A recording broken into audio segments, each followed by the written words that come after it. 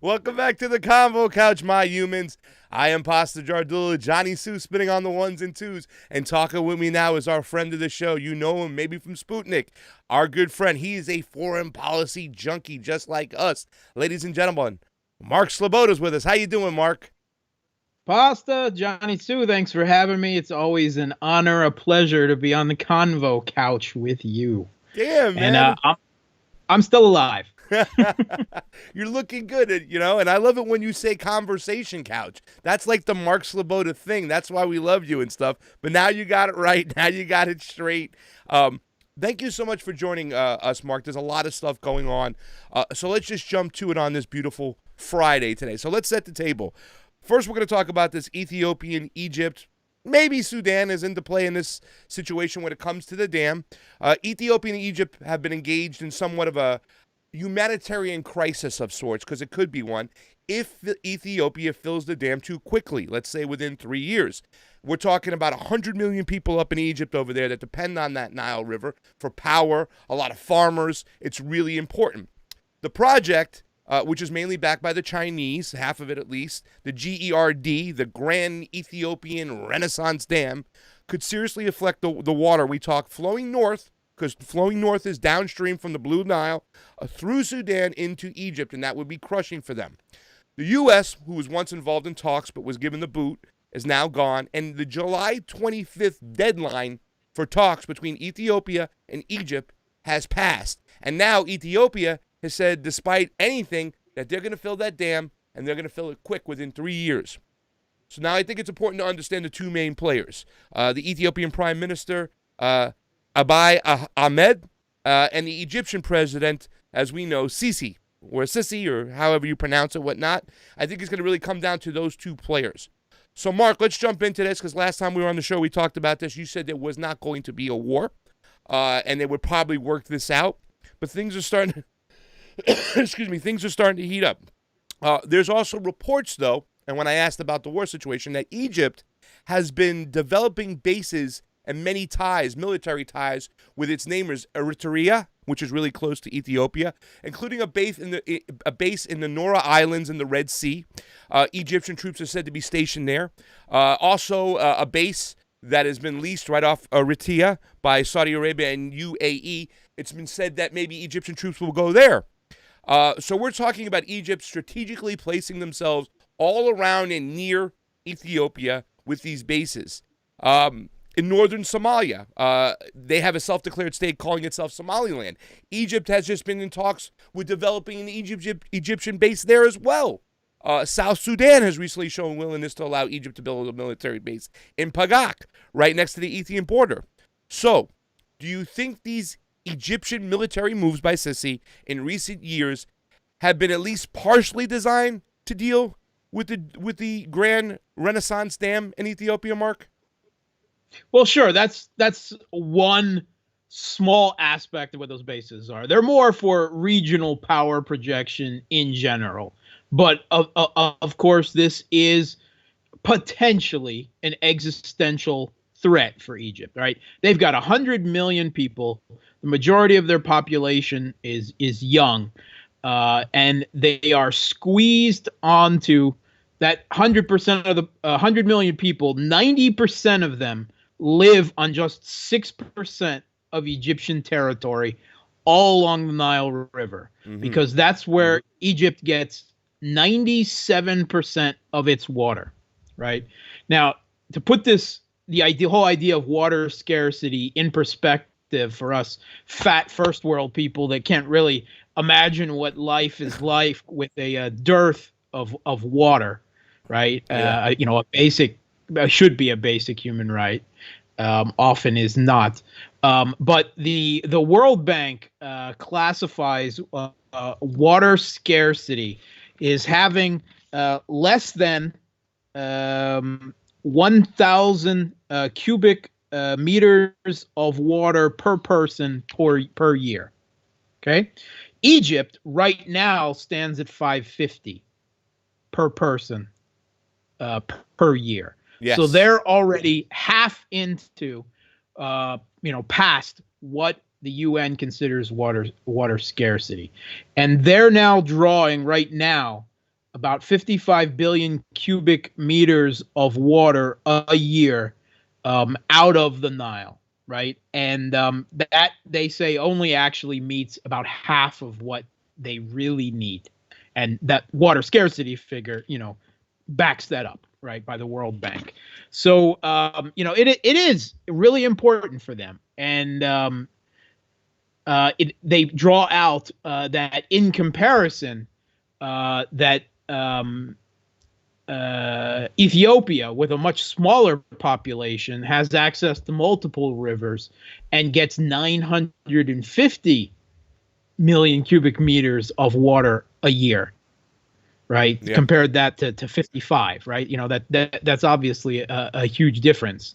So what they most fear is lack of control, right? Which is something that Egypt has had basically of the Nile for a long time. They fear this potential security threat looming over them. Yeah. Now, Ethiopia has multiple times guaranteed we're going to meet your water needs. There's not going to be any shortage and everything. But Egypt knows very well things happen. So the holding point in negotiations right now is that Egypt is demanding a specifically laid out.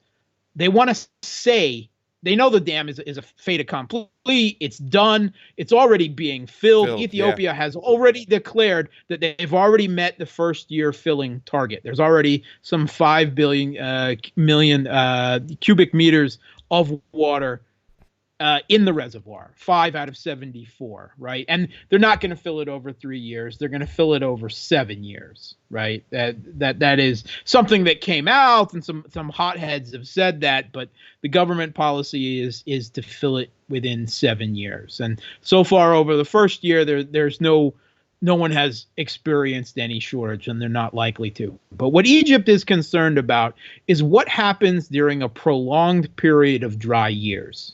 Right. And we know how susceptible Africa, including East Africa, is to drought. And this is exacerbated, of course, because climate change effects keep increasing every year and will for the rest of our lives. All right. That's something inevitable at this point. Right. There's no going back from that with the positive negative feedback effects right now. So that has to be factored into future calculations. So they want a say in the operation and a specific policy for what happens in a prolonged period of drought years. And they're still arguing over the conflict dispute mechanism. Yeah. But Sisi has now multiple times come out and all but taken military action off the table. And he specifically spoke to the Egyptian public and the press, and he said, there's no need for you to be making military threats. I'm not making military threats. We're committed to negotiations, and these aren't constructive. They're not helping us. Yes. Well, and that's why, I mean, it's just, first of all, it's extremely militarily difficult for Egypt to militarily strike Ethiopia because, well, primarily the first is geography, simple geography. Sudan lies between them, right? They'd have to get Sudanese permission for that, and Sudan is definitely not on board for that. They could, of course, make airstrikes against the dam, but that would also then legitimize attacks by Ethiopia on the already existing Egyptian dams on the Nile. No doubt. Yeah, no one wants dam destruction warfare here, right? That's a nuclear option. Egypt is not going to take any military action up until they have a period of time in the future, if it happens, right? Lots of people keep insisting it won't. But if it does, if they experience a serious shortage of water going downstream through the Nile, then sure, then there's every possibility. But they're certainly not going to do it during this filling stage, whether or not they have a binding agreement before the reservoir is filled or not. Now, Ethiopia's foreign minister has not been helping things. Just recently. At all. Yeah, in the last couple of weeks, he tweeted out, the river has become a lake. We own the Nile. I know. And of course that drives, the public, the media, war hawks in Egypt into absolute frenzy. But Al-Sisi, not that I'm going to say too much positive about the guy, but he's kept a relatively level head when it comes to military threats over this, perhaps recognizing his options. And he's also having to deal with potentially a much more serious security threat next door with Libya, with a Turkish and Qatari-backed Muslim Brotherhood affiliated regime in Tripoli, which he definitely wants gone. And that is actually a much more likely area for Egyptian military intervention in the near future. All right, but water, in the future, of water shortage, there is every potential for that in the future if Ethiopia abuses this. Now, Ethiopia, of course, got its own problems because right now only 25% of Ethiopia's population has access to electricity. That's a big number. Some people say it's less than 20% if you actually go by. There are other numbers out there, right? Yeah. So, but anyway, a large number of the Ethiopian people don't even have access to electricity. And this grand Ethiopian Renaissance Dam, which has been built in large part, a Chinese investment, yes, but actually by the Ethiopian people being taxed and saving over years and years and years to build this thing. And, I still see that in the end, this thing is actually not going to lead to conflict, but it could potentially lead to a lot more cooperation in East Africa along the Nile Basin. And, the other countries surrounding this, the other countries in the Nile Basin, they've really had enough of Egypt's idea that they own the Nile and completely dominate it for a long, long time. And they see this as a narrative step back for Egypt from that they will have to recognize that other countries have legitimate interests and have a say. And Egypt, unless if they resort to a military action right now, the dam is going to happen. They've built dams. Ethiopia has now built a dam on the Nile for hydroelectric power and controlling the floods and everything. So the best news since we last talked and dealt with the whole construction of it in detail is that the U.S. is now been booted from conversations. They're out of there. And the African Union is overseeing things now. Now, the Egyptians think that the African Union current president from South Africa is leaning a little bit too much on the Ethiopian side. But I think there's a lot better possibilities for finally getting some type of binding commitment from all three of the countries here, Egypt, Sudan, and Ethiopia, the African Union leading things. Now, Egypt has threatened to take this thing to the UN Security Council, and the U.S. ever eager to make sure that Egypt stays in their boat with France and the U.K. There's probably a lot of possibility there. But the other two members of the Security Council are Russia and China. And they're certainly not going to let anything through the Security Council that grants downstream countries water rights through a UN mechanism. When, of course, they both have large rivers. And they don't want downstream countries being able to make claims through the Security Council, through the UN against them. They don't want to set that precedent. So Ethiopia might as well forget that idea right now. The Security Council is not going to happen. Not the way any type of resolution they would want, certainly Russia and China would veto it right away, and that the African Union as a negotiation facilitator is the best possibility here. I still don't think this ends in conflict. I do think it might end in better cooperation. Now, into a climate change future, all bets are off the table. Yeah. But well, that throws the monkey wrench in everything. So yeah.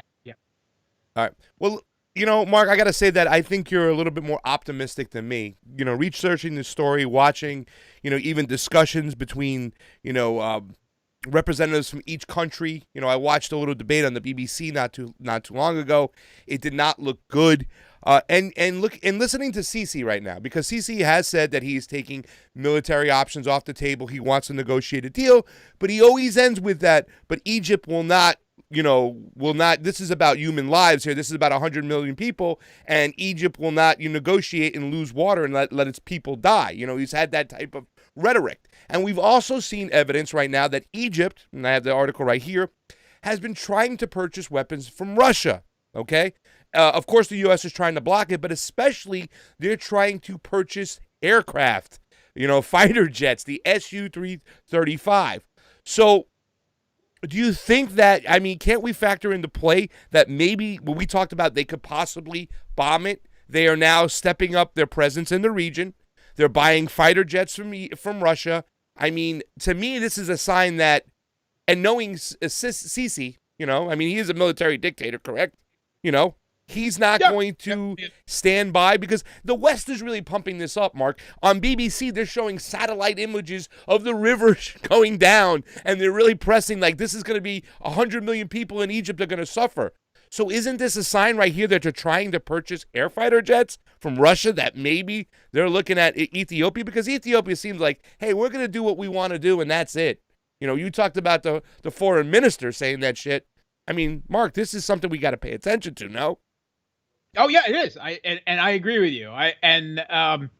I'm when it comes to military purchases in Egypt, exploring potentials with Russia right now. I'm going to tell you right now that when Egypt is doing that, they are primarily playing Russia card against the U.S. to get more military aid than they already get, and that's what they get so much though. They already get $3 billion a year. You always want more, and you have to understand that the Egyptian military is actually a big owner of their economy as well. The Egyptian military is huge. They own a huge number of state businesses that are owned and run by the military for the benefit of the military. It's kind of a state within a state there. They always want more. Right, they always want more, and I would love to see them closer to Russia, and certainly they are on some political issues like Syria and like Libya and so forth. But the sweetheart deal that Egypt gets with the amount of military aid that they get, second only to Israel. From the United States, that's not going to disappear anytime soon.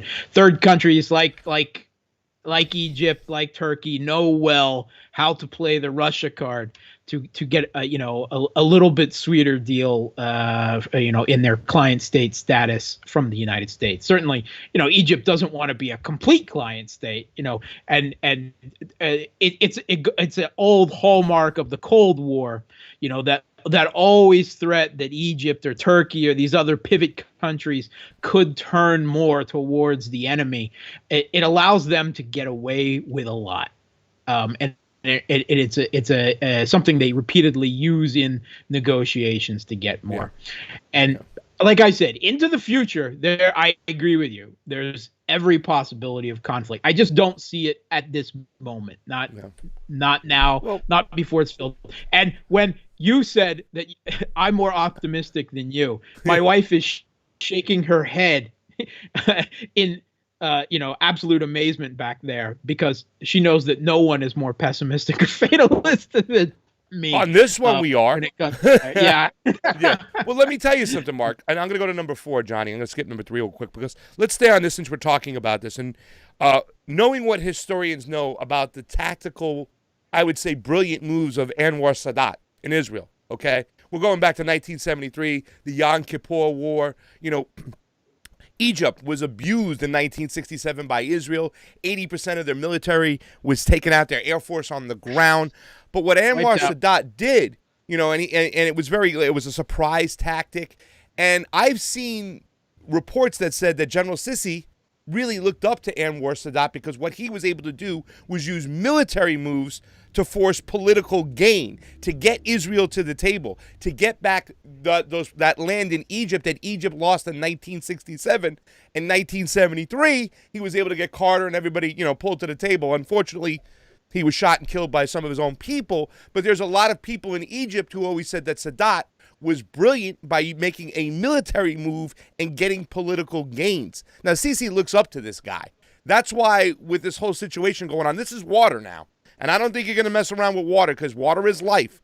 But do you think there might be something like to boost his popularity by going after Ethiopia and stopping the whole dam to do what Sadat did, almost comparing himself to the same situation? I mean, I know that Anwar Sadat was going after Israel and Sisi is going after Ethiopia, but this is water, baby. Yeah. No, I mean, first of all, you're absolutely right. Sadat was a genius, right? And you know, when it comes to such tactical, going into strategic moves there for political advantage. But now is not the 1960s and 70s, right? We live in a different world context right now, and Egypt is, in many ways, a vastly more politically and sociologically unstable country than it was now. I don't see the potential for it again immediately, but anything is possible, right? And you know, enough times Sisi in the past has said that every option is on the table. Nothing is impossible, and I certainly would never say it is. And again, if the next 3 years are drought years, then and Egypt suddenly starts running out of water, then absolutely, absolutely. So there is that factor to play into it, that we don't know what rainfall is going to be next year or for the next 6 years until that reservoir for Gerd is filled. So anything is possible in that eventuality. What do you think Ethiopia's mindset is all this? I mean, Abiy Ahmed has already postponed his elections, right? Is he just another authoritarian leader who wants to maintain his position indefinitely in Ethiopia? I mean, why is Ethiopia refusing to agree to an internationally binding agreement over here? I mean, you look at their newspapers, you look at their rhetoric, it's like, we don't care, we own the river, we own the dam, we're going to do what we want. Yeah, well, I mean, really another authoritarian leader that would maintain power into the far into the future in Africa? You don't say, right? I mean, well, this guy, didn't he win a Nobel Peace Prize, right? I mean, this guy has been nominated for. I mean, he has. Yeah. Go ahead, Mark. Yeah, he's been nominated. Anyway. Yeah. What do you think his mindset is here?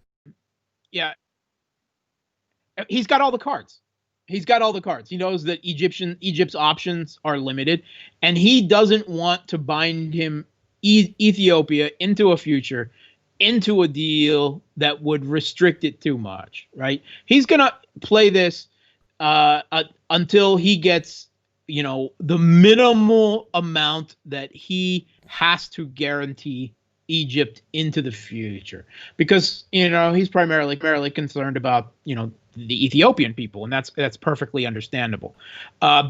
And there are certainly, I mean, like I said, that statement by the Ethiopian foreign minister, extremely not healthy. Yeah. But Ethiopia has also, for what it's worth, ruled out a military option to be played out here.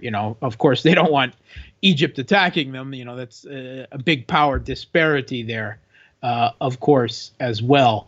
But I think, and I think a lot of people think that right now Ethiopia is being needlessly provocative at this point and could throw a few more concession bones Egypt's way. But Yeah. there's a long history of Egyptian domination of this whole Nile Basin area there. And all of the surrounding countries, even Ethiopia, Eritrea with the bad history there.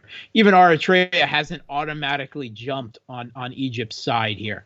They're all enjoying a little bit of Egypt being knocked down off of a power and an ownership pedestal when it comes to the Nile. And the Ethiopian government knows that. They know they've got the support of the other countries in the Nile basin, more or less. But they got to know that that Egypt has the support of the United States. That's the United States' #1 ally in that region. And also, Donald Trump has threatened to sanction Ethiopia. I mean, I know he threatened to sanction the post office at one point here, and he threatened sanctions with everybody. But, I mean, they got to have that in their mind that this is USA's #1 ally over here. I mean, I think they're #3 on the recipient of weapons every year. Egypt is from the United States. They got to be somewhat concerned that there can be military action. You know what I'm saying? I mean, it's very easy to say that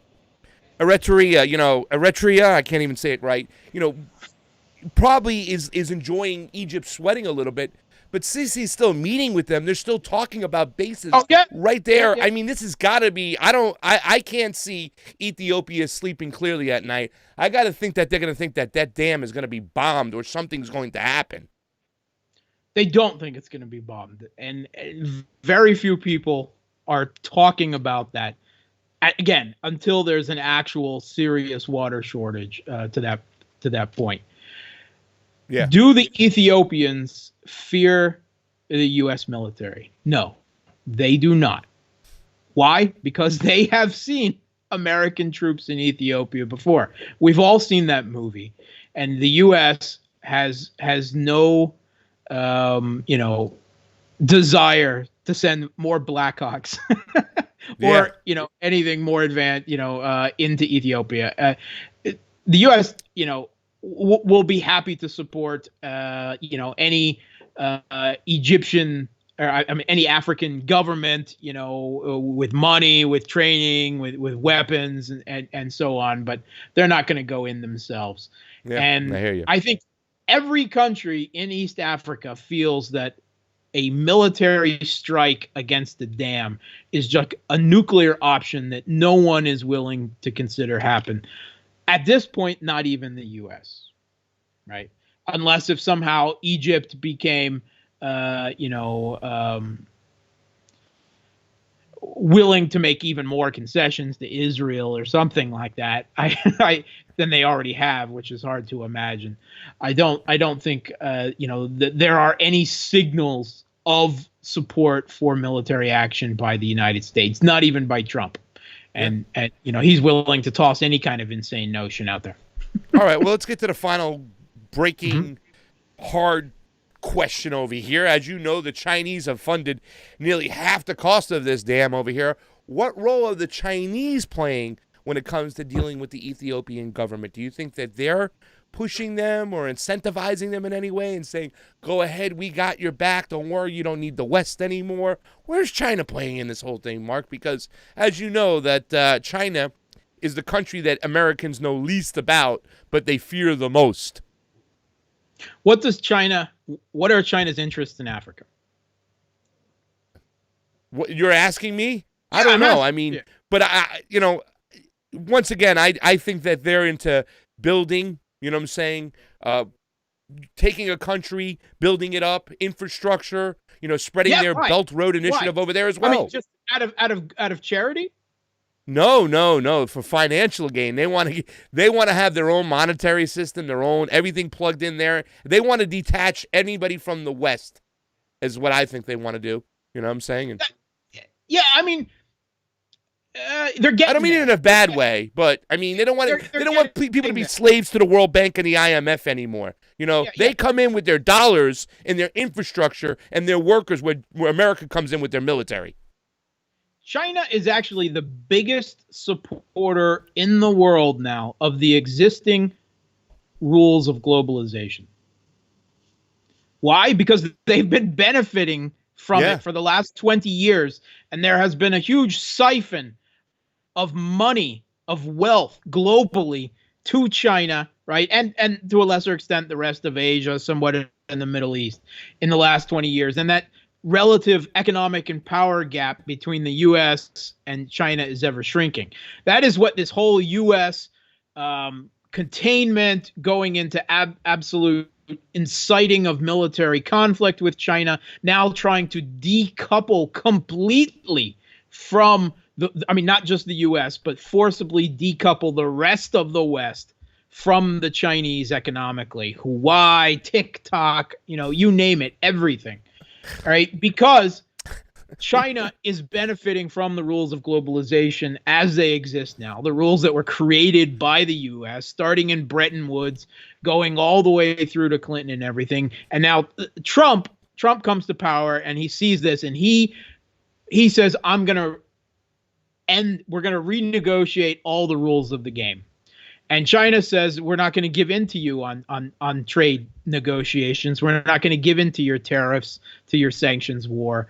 And so he bumps these new levers against Huawei, against TikTok, the potential for military confrontation. But China is an export economy, right? Yep. They take natural resources from the rest of the world into themselves. They manufacture them, and they sell them back, right, to the world at a profit.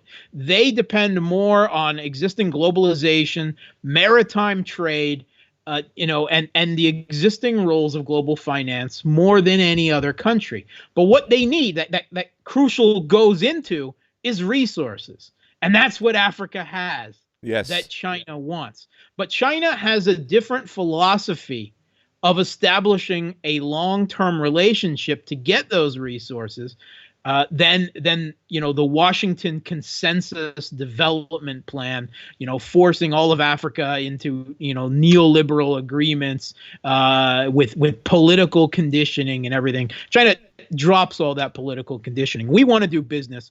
We want to collect resources from you, and we think that you're too inefficient now for us to do that. We need to build up your infrastructure, your economy, the education level of your workforce, everything, so that you can better do business with us. That's the way China thinks. You have to understand that the majority of the top leadership of the Chinese Communist Party, the Politburo, if you will, are engineers. Seriously, look into that, right? Most U.S. politicians are lawyers, or there's a lot of businessmen in the Republican Party, right? Everyone in the U.K. went to Oxbridge, right?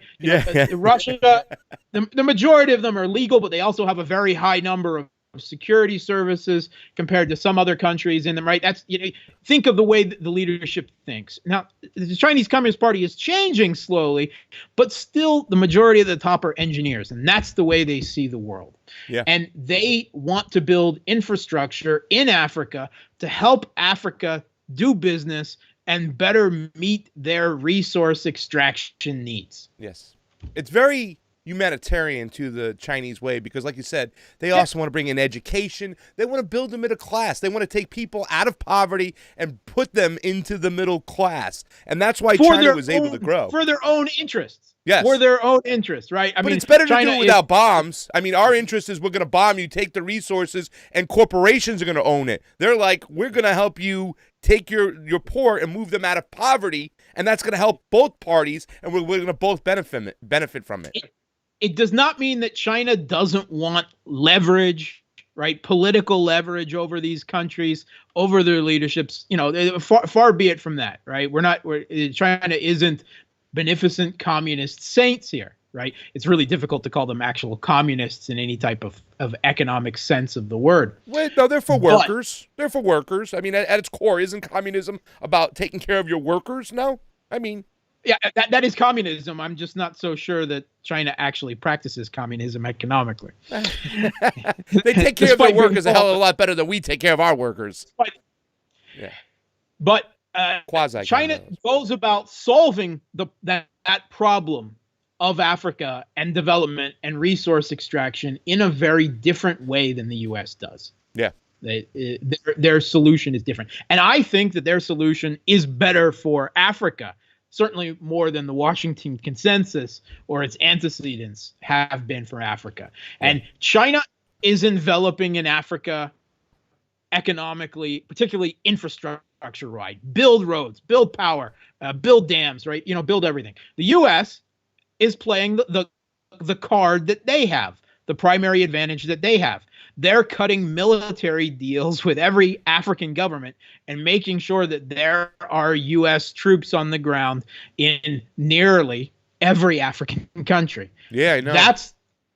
This is a big new arena of superpower confrontation in Africa in a way that the Soviet Union and the U.S. never really got into it, the potential for real. But the Chinese are going about it a very different way, right? How many military bases does China have in the world?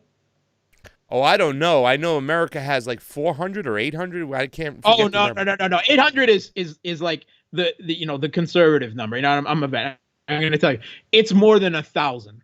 Yeah. And at any given time, it could be significantly more, right? Because they're always building new ones operationally in Syria and so on, right? And the next biggest countries with military bases are the UK, which has a rather large numbers, and France. Then you get down to Russia, which has 21 military bases, and that nearly every one of those is in the former Soviet Union or Syria, right? Yeah. China. One.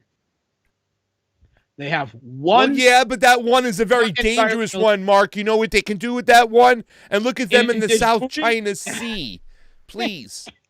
Mark, last question of China, Ethiopia, Egypt, but pertaining to China, just so we get off the subject. We see a lot of people in the chat going crazy. You wouldn't call China a communist country. What would you call it? A quasi-capitalist communist country? Yeah, I mean it's a hybrid economy. I mean, there's no question that the Communist Party there, but I mean, there is now vast inequality in China. There are billionaires galore, right? They're jumping up, right behind the U.S. in numbers there, and will eventually pass them. And the Chinese Communist Party is trying to harness capitalism, hoping to uplift, the people, but they've accommodated to the idea that inequality in the short term, they hope, right, can be used to lift everyone up further. That's a basic capitalist idea. And yes, they have far more social benefits and control, certainly more than the U.S. has, right? In some cases, there are European countries, EU countries, that have more health and other benefits than China does now. I mean, I'm particularly looking at Scandinavia and so on. So it's really tough. They foreign policy, a lot of writers have foreign affairs has called them, an authoritarian capitalism, right? That's the way they talk about China and Russia. Yeah. And if you forget the moralistic judgment that is intrinsic in that statement, it's not entirely inaccurate, right? With that cabiat that I dropped the moralistic thing, like that, using a little bit of the truth, which we'll get to in our next story, to fabricate something bigger and worse. That's make it seem worse than it really is. We understand the authoritarian sense of China with 1 billion people, but I don't make any moral judgments on that, right? I live in Russia, but I prefer to think of it as more state capitalist, right? The state harnessing capitalism for what they think is best for the country. And I think that describes definitely the Russian economy, and to an ever increasing degree the Chinese political economic system as well. Yeah. It's funny because I look at and let's get on to this next subject. Huh? I'm a leftish, right? I'm lefty, Yes. I would, like a lot of people, I would like to see China veer a little bit more back to the left than they have been. But I'm not making any moralistic judgment when I say that. I'm just seeing the cards that I see. And you know what about the moralistic judgment? You know way I feel, Mark? It's just like the Democratic Party when they point the fingers at the Republican Party. It's the same way I feel about the United States globally. Hey, clean your own house first. Get your own crap straight before you start pointing the fingers at China. They got 1 million people in jail over there, and they got over 1 billion people. We got 2 million people in jail here, and we have 330 million people. And that's why they got to fabricate these stories about the Uyghurs and whatnot. And I'm not saying that there isn't blame to go around when China's handling the situation, but Americans don't even digest the whole story about how fundamentalism started over there at U.S. imperialistic ways. You know what I'm saying? And I just say this all the time. Hey, United States, get your own house clean first. Clean up your own act. You got military bases all over the world. You know what I'm saying? You got people continuously falling into poverty in the United States, getting locked up in jail. We have a healthcare system they can't even help people out in a pandemic right now, Mark. So that has always been my language. Clean your own house first, okay? Don't point the finger at China. Are you telling me you don't believe that the world is better run by a U.S. global military hegemony? That the U.S. doesn't know better for every other country's people than their own government of how they should live? Is that what you believe? That's exactly what I believe, Mark. And I want to say it loud, and I want to say it proud. I don't want to become China, but I sure as hell don't want. I want to clean my own house first. You know what I'm saying? Yeah. And when I talk about China a lot, it's because I don't want war with China. I don't want a Cold War. I don't want a hot war. It is different times, and China ain't the old China of old days. China is the new global power, you know what I'm saying? And they did what they did in a very smart, peaceful way. We talk about this. They didn't go and invade country after country after country when the United States is involved in a military conflict every week. You know what I'm saying? They took in all the resources, manufactured, sold it, held on to our dollar, so now they control our monetary system. They didn't steal any jobs. We sent the jobs there. The United States needs to clean its own house and take care of its own problem. And right now, this whole Trump mentality, I have literally people telling me that China has been influencing lobbyists in our Congress people, and they own half of Congress. I said, where do you come up with this shit? Where do you come up with this? APAC, you know what I'm saying? They own half our Congress. Our military-industrial complex, they own half our complex. You know what I'm saying? Not China. China was advantageous at best, and they're sitting where they're sitting because they did what they did at the U.S. behest, not at their ways. They didn't manipulate anything.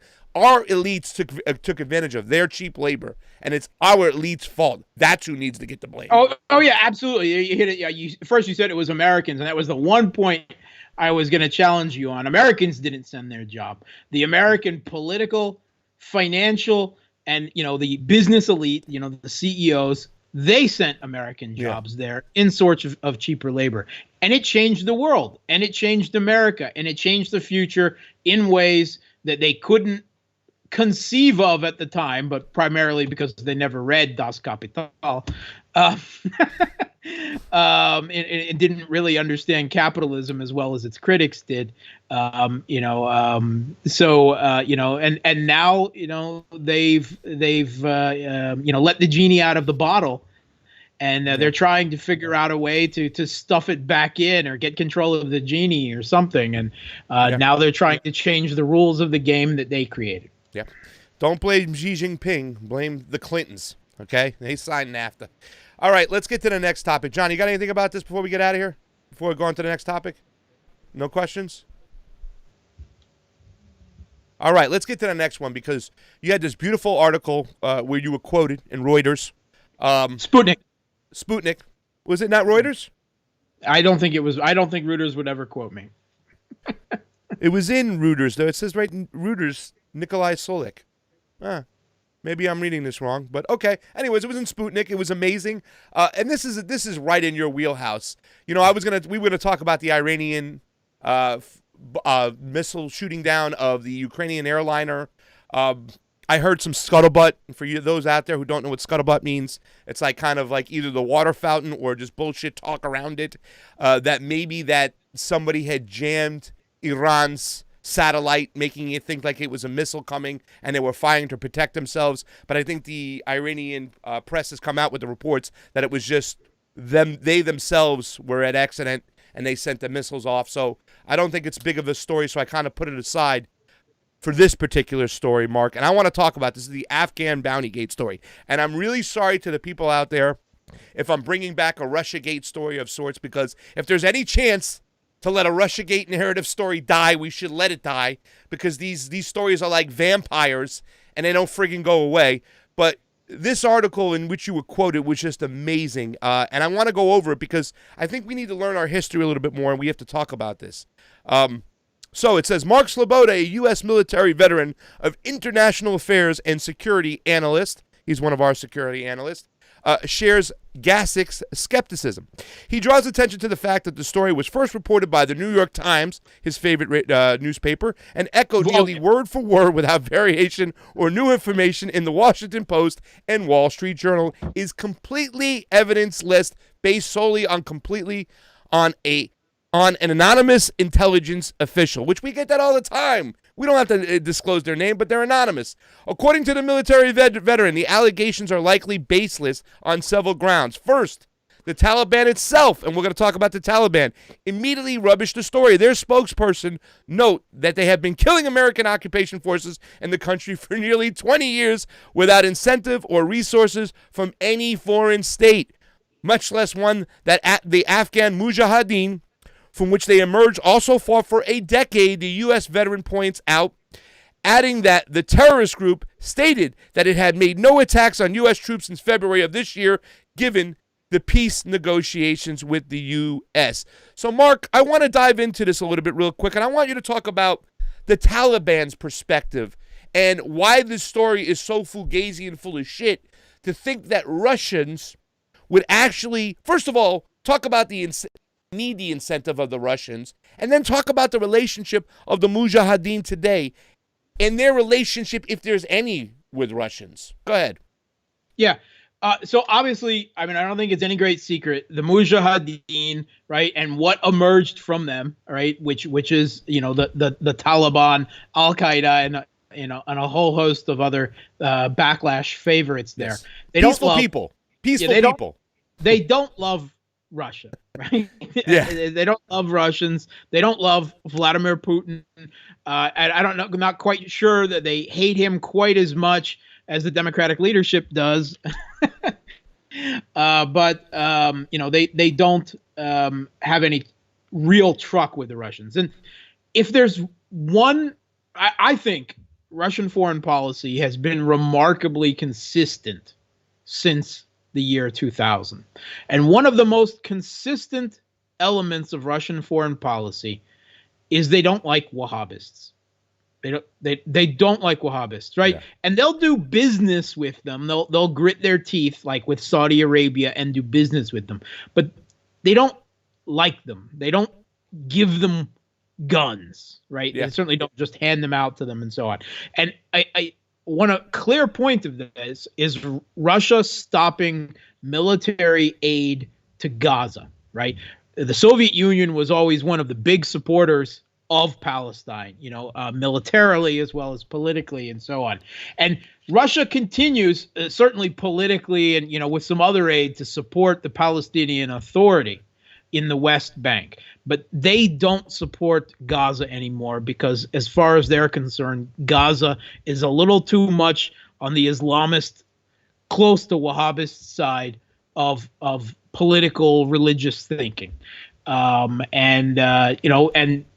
Also Russia has, of course, moved closer to Israel, right? Without abandoning their declaration that Palestine is a state. They recognize the state of Palestine and so far. But mostly it's because they don't get along well with Gaza now. And that's been pretty consistent across the board. Right? Russia's in Libya. They're against a Muslim Brotherhood-backed government, that is what the U.S. helped install in Tripoli.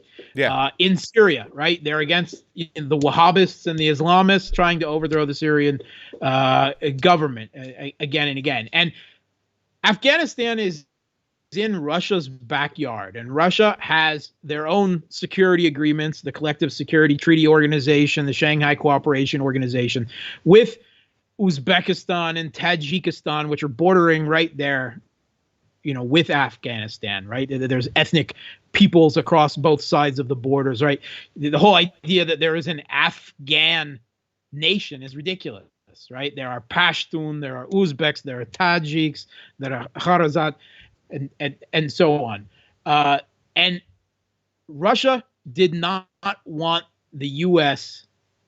to go into Afghanistan with the idea of staying there for a long time. But at the same time, they were no fans of the Taliban. They had been supporting the Northern Alliance stay alive in the north of Afghanistan for decades, right? Yeah. They had, even when they pulled out, they had supported the remnants of the socialist government in Afghanistan, which held on to Kabul until the Soviet Union dissolved itself and they didn't get any more financial and military aid. But then they restarted aid to the Northern Alliance that always held on to a small northern section of Afghanistan there, where the majority of the population is Uzbek or Tajik rather than Pashtun like the South. Yeah. So Russia does not want to see Islamist extremists, particularly Wahhabists, like the Taliban, stirring up their ideology in Tajikistan, in Uzbekistan, in Kazakhstan, in Russia, right? It's right there in their backyard. Yeah. But they're also extremely realist and practical. And they've long since come to the conclusion that they don't want Russian troops in Afghanistan. Russia seriously, yeah. The Russian people were really against that. I mean,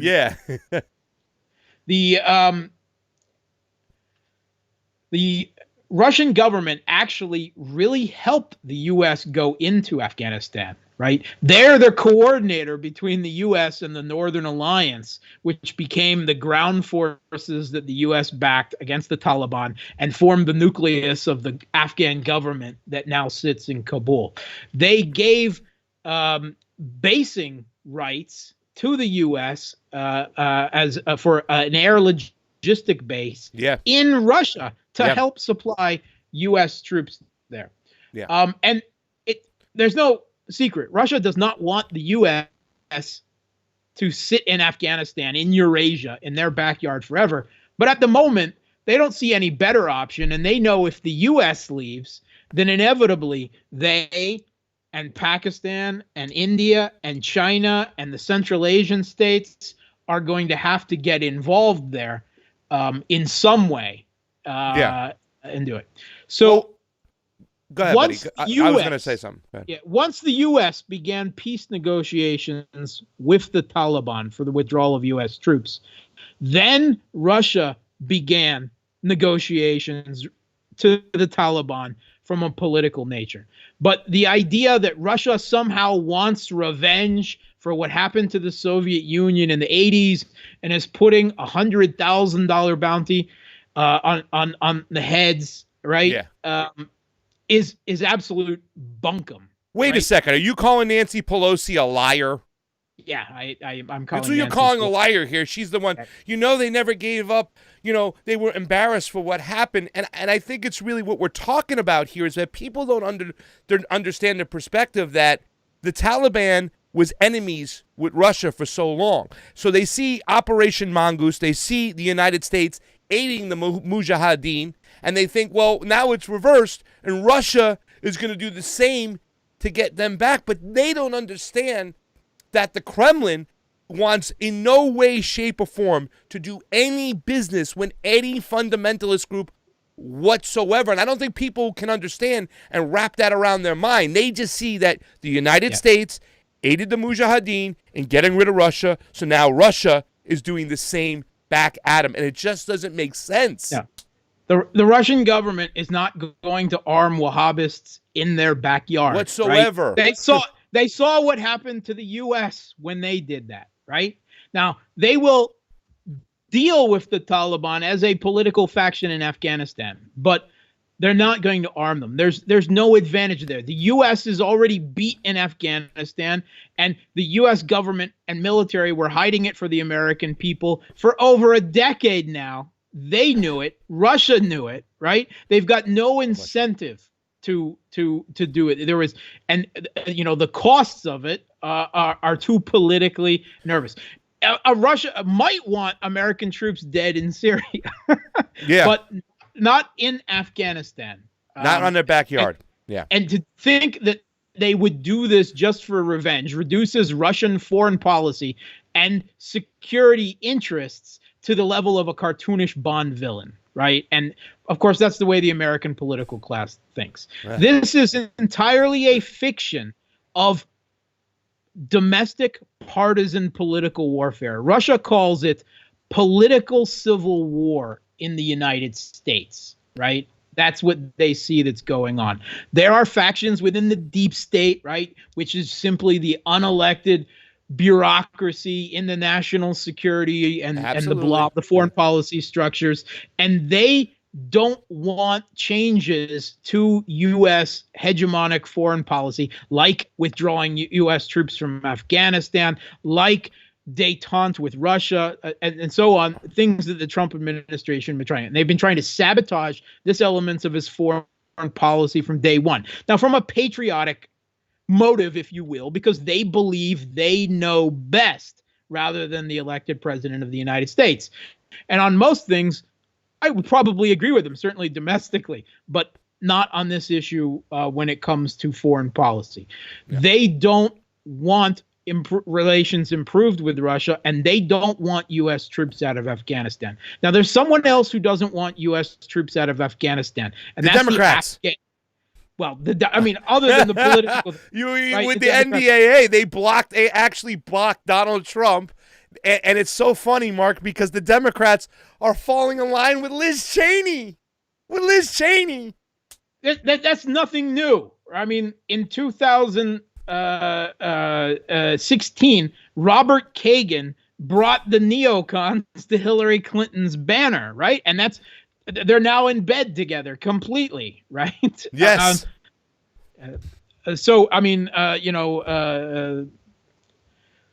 what the other one yes, the deep state, the Democrats, of course, but the Afghan government does not want American troops out of Afghanistan, right? They've been trying to sabotage this troop withdrawal and peace negotiations. They don't want to deal with the Taliban.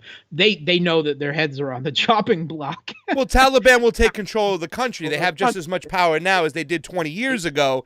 And that Northern Alliance, or whatever you call it, they're dead meat if the United States pulls out there. But if Donald Trump can strike some deal where he can keep the opium fields and pull out his troops and let the Taliban take over, he'll do that, no? Actually, the Taliban really dramatically cut opium production out of Afghanistan. And the Russian government has noted that more Russians have died from opium addiction from the increase in the opium trade in the last 20 years since the Taliban government was overthrown than than Soviet people ever died in Afghanistan during the war there. That's interesting. We have a serious opioid addiction over here. There's a lot of opium coming home, you know what I'm saying? And it's coming from that region. We've got the same thing. And along with the opium, of course, comes, narco drug trafficking and crime, right? Yeah. We see enough of it. And opium is the cocaine of Russia, if you will, right? Yeah. That's our biggest drug problem here. It's significant. And, it has gone up like a rocket since the U.S. overthrew the Taliban. Not to say there wasn't any before, right? But the Taliban really kept the lid on opium to a very minimal. I'm not going to say they didn't do any, but they kept it to a real minimal level. The Northern Alliance opened up the gates, right? Yes. Well, the U.S. backed government did. The U.S. Yeah. Which came out of the Northern Alliance. Oh right? God, the U.S. So they're so. Yeah. So the Afghan government does not want the U.S. to leave, and they've got every interest to work with the deep state to sabotage. Now, if you read further, the New York Times, the Washington Post, the whole narrative has quietly walked back on the details. And they don't say that the story now isn't that Russia gave a bounty to the Taliban, but gave a bounty to criminal elements in Afghanistan, the drug trade associated with the Taliban. Yes. And they're talking that Russia was handing money to a small-time drug dealer, right? That is the story. Again, there's no evidence for this. The U.S. intelligence community is not saying this. In fact, the bloody Gina Haspel at the CIA, the director of national intelligence, the head of the CIA, they've all come out and said, this is not what we are saying. And this coming out is actually interfering with our investigation to find out if there's any truth behind this at all. They're recognizing that this has been released by partisan agents within the deep state out of an attempt to do three things. One, harm Donald Trump's re-election possibilities, and I don't care about that. I certainly don't love Donald Trump, right? You want Joe Biden? I don't want either one of them, right? Yeah, but I'd rather deal with 4 years of Trump than 8 years of Biden. I'm sorry. Math. From a Russian perspective, they both suck, right? And there's no prospect for improving relations either way. That's the 4 years is better than 8. Yeah. So they want to hurt Trump's re-election possibilities. He's Putin's puppet. He's letting Putin kill American soldiers and do nothing to stop it. He's a traitor, right? Yeah. The other thing is they want to stop the Afghan troop withdrawal, right? Because they've fallen fully in line with the fact that the U.S. needs the military govern the world. The Democratic Party has fallen so in love with the U.S. national security and intelligence state. It's absolutely amazing. You would dare question anything someone in intelligence, even the anonymous person in intelligence says. Yeah, it was called the Iraq War. I stopped believing them then, and I was in the military. Right. The third thing that they want to do is stop any type of improvement of relations with Russia. This keeps that whole Russiagate thing going and keeps demonizing Russia to an ever further degree, making sure it can never be possible. This is entirely domestic. And again, listen to what the actual intelligence community is saying, not the media, not the headlines of the New York Times and the Washington Post or the Democrats. What are the U.S. intelligence community saying? They're not saying this. This is not the claims. This is anonymous claims. They're taking cherry-picked pieces of raw intelligence from Afghanistan, coming from dubious sources with a vested interest in playing the U.S. to make sure that they don't withdraw troops and don't cut a withdrawal deal from Afghanistan. And they know that Russia is the preferred bogeyman. Yeah. That is exactly what happened here. And Russia's just standing back saying, you're all insane. You're all literally insane. And that's the story behind these Afghan bounties. Yeah. And the head of CENTCOM, the top U.S. general in the Middle East, General Kenneth McKenzie, he said, this, I saw this was run by my desk. This to me does not, meet the merits of qualified intelligence. This is not guaranteed intelligence. I would not take this to a court of law. And he said, the Russians are not our friends. The Russians are not our friends in Afghanistan. They don't wish us well. But still, we have to evaluate intelligence properly. This wasn't properly evaluated. It wasn't properly accepted. The NSA, for instance, completely rejected this. Yes, they did. There's no intelligence, right? And because there was no consensus, right, it wasn't elevated, to the level that this is actually happening. This is something that should be watched, and I would agree with that, right? And I wouldn't even agree that anymore. I wouldn't even look at that anymore, Mark. But they're getting crazy with these Russiagate stories. Well, I mean, if you're in the U.S. military, you have to, right? I mean, you and intelligence, they have to, right? And it's no secret that the U.S. and Russia aren't friends, but I want them to really recognize what's going on. And if I may just pick a bone with the U.S. government and media, the way they're referring to this, right? So these Afghan drug dealers, again, this anonymous source says, were paid money by an account that is linked to no deal of how this link supposedly occurred to the Russian military intelligence, which they call the GRU. Okay. The Soviet Union ceased to exist, right? We're going close to 3 decades ago. We don't have the KGB anymore, right? It's gone. Its actual powers have changed, right? It's called the FSB in American and acronyms. We don't have the GRU anymore, right?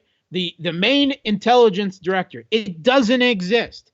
The military, of course, there is a military intelligence organization, but it is now called just the main directorate, which would be abbreviated GU. And the fact that they continue to use this term GRU is the same thing of continually referring to the KGB, or we're fighting the Soviet Union in Afghanistan today. It is a propaganda point of demonization and harking in this Cold War redux narrative. And the fact that they keep doing it and no one corrects them on this, right? Of course, Russian foreign minister and spokesperson at the foreign ministry always do again. We don't even have a GRU anymore. And if you want the KGB, you should go to Belarus because they still actually have one, but we don't. Yeah. The fact that tells you the level of accuracy of the reporting and the level of propaganda right there, right off the bat. Yeah. Well, Mark, let me just say this much in closing out this subject right now. It doesn't make a difference if it doesn't exist. The American people have bought into this boogeyman situation all the time. I mean, right when this broke, you had Nancy Pelosi, Chuck Schumer, and Joe Biden just running with it and using it. I mean, Nancy Pelosi looked like a fool. Now, our troops and Donald Trump is just doing this for Putin. This is disgusting. And let me tell you something also. The media still runs with it. A lot of people have kind of tuned out for the Russiagate narrative personally, everybody at home. But the United States government is using it in Congress in their decisions. With the NDAA, there were 4 amendments that came up, and they used Russia as the reason for why they couldn't go along with the anti-imperialist amendments. We can't pull troops out of Germany because of Russia. Tulsi Gabbard, who brought up a real amendment and says, well, Donald Trump and his administration should have to write a report explaining why he pulled out of the INF. Liz Cheney said, don't do it, and the Democrats went along with it. They're still using Russia in Congress to shape our foreign policy, and they don't even know what's going on. So when they say buzzwords like GRU and KGB, a lot of American people buy it because they hate Trump so much. The TDS kicks in, and they're actually running with this shit, Mark. I want to be clear. I don't believe that Donald Trump actually cares about the lives of American military troops, except as how it affects his ability to get reelected. Exactly. Right? Exactly. But that he does have a very keen sense of, right? And the idea of how that would play out in the media, right? So I don't believe this story. I certainly don't believe that the Russian government are saints and don't wish the U.S. ill in certain parts of the world. But please don't reduce their foreign and security party to this Bond villain level. Yeah. And when the own intelligence community in the U.S. is saying that we're not actually saying this. When the Pentagon is saying, yeah, we heard that the evidence wasn't there, we can't guarantee, we can't say that this actually happened. We're keeping an eye on it, right? That right there tells you that this is partisan. Yeah, it's political, and it is cynical because it continues to inflame relations with another nuclear-armed country, right? Russia's not a superpower, but they're a great power. The other big nuclear armed. That's number 2, right? Is Russia. So, and why? Primarily for domestic political reasons. Yes, and that is so cynical and so dangerous, not just to Americans, but to every man, woman, child, dog, cow, cockroach, every crow on this planet. Every crow, especially the crows. Yeah. Well, let me just say this, Mark. If it's people are saying, well, he just wants to pull the troops out of Afghanistan because he wants to get reelected. He wants to just pull the troops out of Germany because he wants to get reelected. Well, yeah. Then maybe they will catch on for the next presidential candidates. Hey, pull some troops out of some countries and you get elected. Maybe it will catch on. But no one is going to vote for him because he pulled troops out. No one. Yeah, well, there will be somebody. Not enough people to make a difference, but there will be some of us. Americans don't vote on foreign policy. They vote on pocketbook issues and identity wars. There is no evidence that any major foreign policy position has been what elected or not elected a U.S. president. It simply doesn't play in. If he pulls troops out or if he doesn't is not why people are going to vote for or against Donald Trump. Well, don't worry. We have AOC for the future. She's going to make sure there's no advertising in military games. With the exception, of course, to the very small minority of progressives and lefties who are watching this show. Yes, I know you actually do care about foreign policy issues and troops withdrawal, but even you must know that that you're a minority, that you're a fringe, tiny, God bless you, Goddess bless you minority. But you know that you don't represent the vast scope of statistics when it comes to U.S. elections and why people vote for one retard over another. Yeah, I hear you. Mark, we're out of time here. Let's just wrap it up. I want to thank you for coming on. I love having you on the show. I want to continue to do this. This is Mark Sleboda bringing us up to date what was going on with the Afghan Bounty Gate story. More importantly, we talked a lot about Egypt, Ethiopia. Mark, I'm going to give you a chance to retract your comment. Is there going to be military action, yes or no? Are you with Ethiopia and Egypt? Is Egypt going to attack? Yes or no? Chance to change it. Not this year, no. Not this year. Not this year. He left the foot out the door, ladies and gentlemen. That's Mark Sleboda. We want to thank him for joining us. We're out of time, ladies and gentlemen. Thank you for joining us. Remember, you can go over to our ROKFIN sign up over there, endorse us. You can be a Patreon at any time. We love you. For Pasta Jardula, Johnny Sue on the ones and twos with foreign policy junkie, Mark Sleboda in the house. Convo out.